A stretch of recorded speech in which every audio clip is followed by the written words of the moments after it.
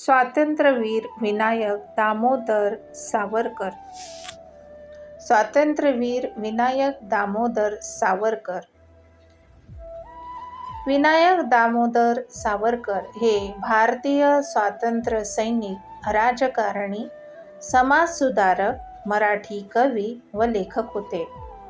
तसेच ते हिंदू तत्त्वज्ञ आणि भाषाशुद्धी व लिपीशुद्धी ह्या चळवळीचे प्रणेते होते.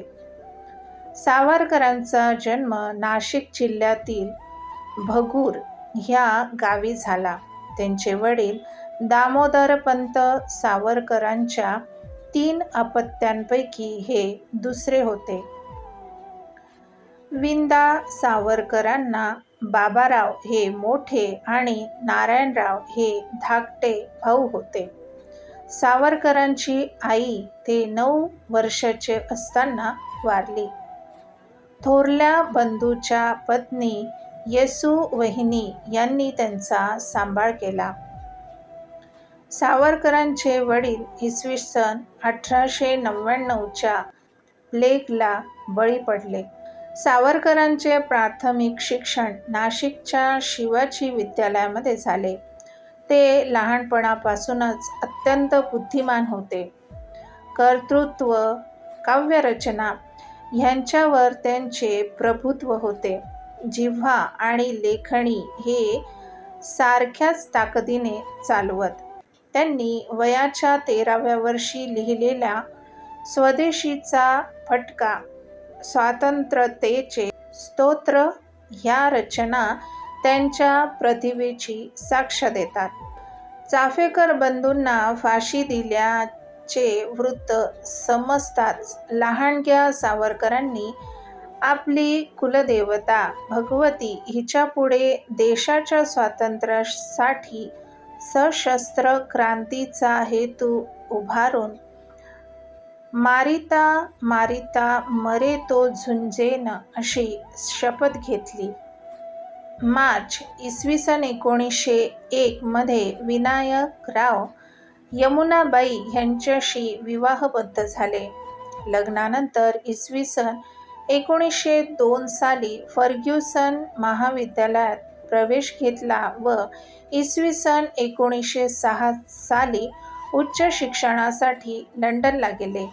राष्ट्रभक्त समूह ही गुप्त संघटना सावरकरांनी पागे आणि म्हसकर ह्या आपल्या साथीदारांच्या साहाय्याने स्थापन केली. मित्रमेळा ही संघटना ह्या गुप्त संस्थेची प्रगत शाखा होती. या संघटनेचे पुढे अभिनव भारत या संघटनेत रूपांतर झाले. इटालियन क्रांतिकारक आणि विचारवंत जोसेफ मॅझिनी यांच्या यंग इटली या संस्थेच्या धर्तीवर हे नाव दिले गेले होते. सावरकरांनी पुण्यामध्ये इसवी सन 1905 साली विदेशी कपड्यांची होळी केली. श्यामजी कृष्ण वर्मा यांनी ठेवलेली शिवाजी शिष्यवृत्ती मिळवून कायद्याच्या अभ्यासासाठी सावरकर लंडनला गेले. ही शिष्यवृत्ती त्यांना देण्यात यावी अशी सूचना स्वतः लोकमान्य टिळकांनी केली होती. लंडनमधील इंडिया हाऊसमध्ये राहत असताना सावरकरांनी जोसेफ मॅझिनीच्या आत्मचरित्राचे मराठी भाषांतर केले. ह्या भाषांतराला जोडलेल्या प्रस्तावनेत सावरकरांनी सशस्त्र क्रांतीचे तत्त्वज्ञान विशद केले होते.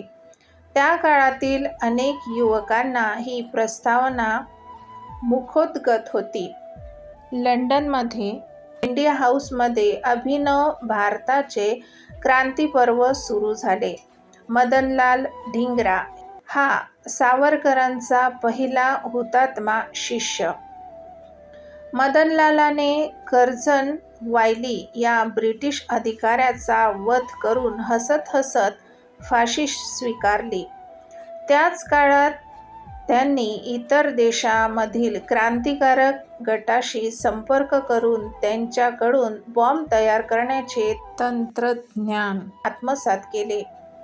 ते तंत्रज्ञान व 22 ब्राउनिंग पिस्तुले त्यांनी भारतात पाठवली.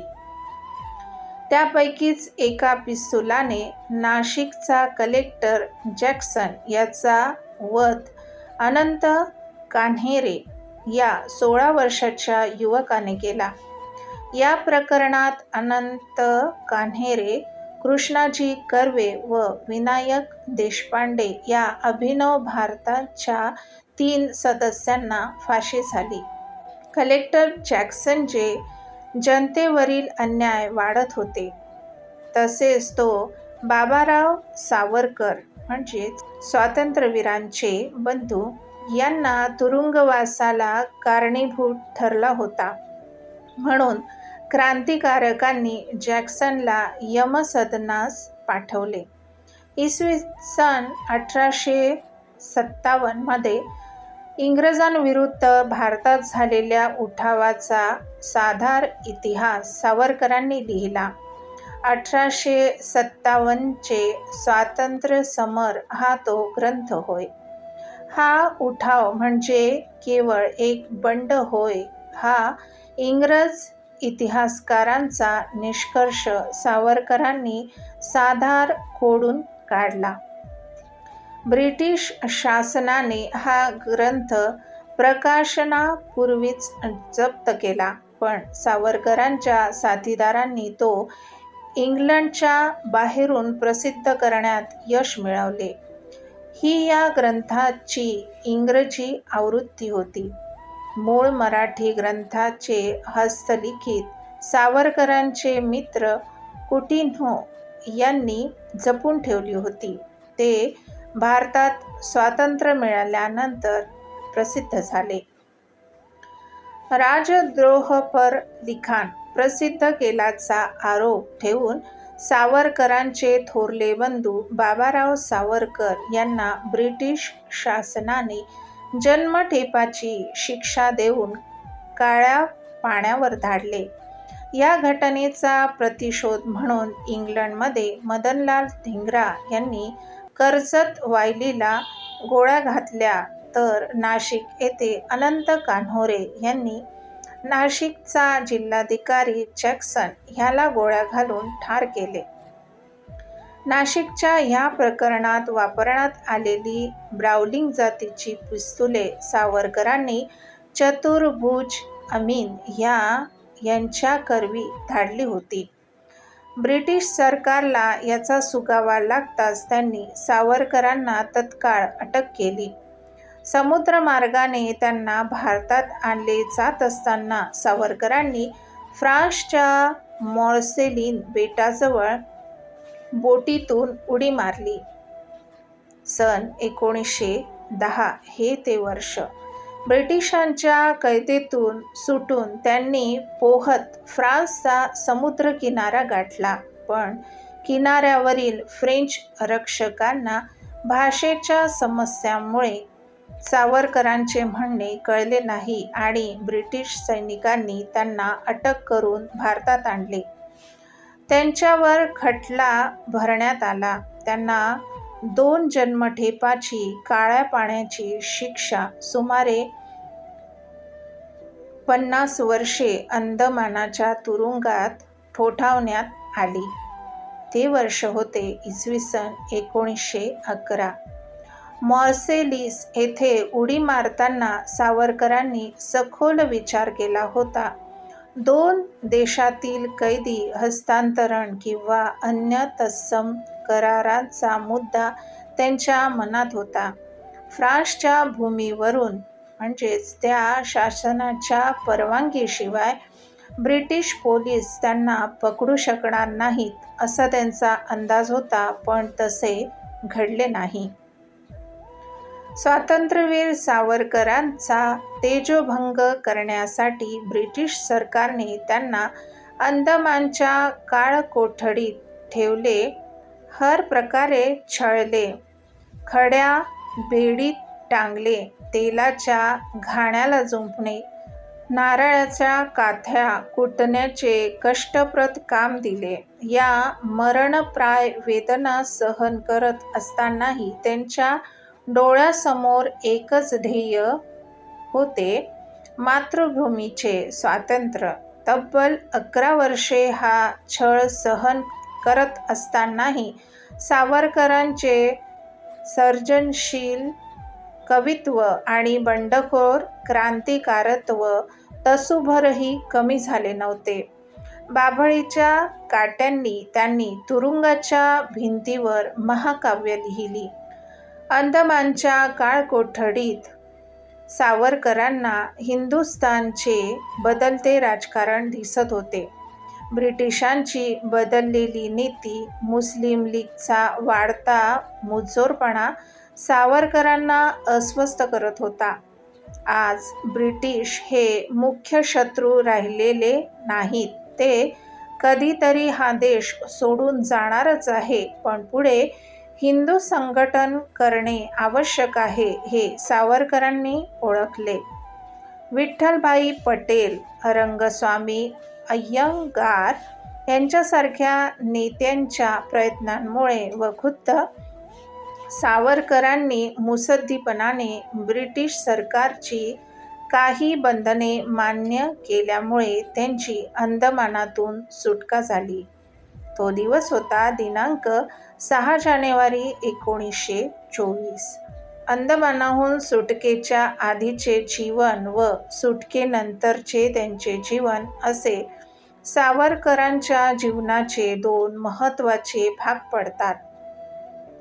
पहिल्या भागात आक्रमक क्रांतिकारी सावरकर, क्रांतिकारकांचे प्रेरणास्थान सावरकर, धगधगते लेखन करणारे सावरकर असे त्यांचे रूप दिसते. तर त्यांच्या जीवनाच्या दुसऱ्या भागात समाजक्रांतिकारक सावरकर, हिंदू संघटक सावरकर, भाषाशुद्धी चळवळ चालवणारे व श्रेष्ठ साहित्यिक सावरकर, समाजात प्रेरणा निर्माण करणारे वक्ते सावरकर, विज्ञाननिष्ठेचा प्रचार करणारे आणि हिंदू धर्म आधुनिक स्वरूपात मांडण्याचा प्रयत्न करणारे तत्त्वज्ञ व विचारवंत सावरकर अशा अनेक स्वरूपात ते समाजासमोर आलेले दिसतात. अंदमानातून सुटल्यानंतर सावरकरांना ब्रिटिशांनी रत्नागिरीत स्थानबद्ध केले. ते वर्ष होते 1924. हिंदू समाज एकजीव आणि संघटित करण्यासाठी सावरकरांनी रत्नागिरीत राहून कार्य केले. हिंदू समाजाच्या अधःपतनाला जातीव्यवस्था, चातुर्वर्ण जबाबदार आहे हे सावरकरांनी लक्षात घेऊन त्या विरोधात काम केले. हिंदू धर्मात जातीव्यवस्थेचे विषमतेचे समर्थन आहे. त्यामुळे हिंदू संघटन करण्यासाठी सावरकरांनी धर्मचिकित्सेची तलवार उपसली. आपल्या लेखनाने कोणी सनातन दुखावेल याची चिंता न करता अंधश्रद्धा, जातीभेद यावर त्यांनी कडकडून टीका केली. स्वकीयातील जातीयतेवर पण निर्भीड टीका केली.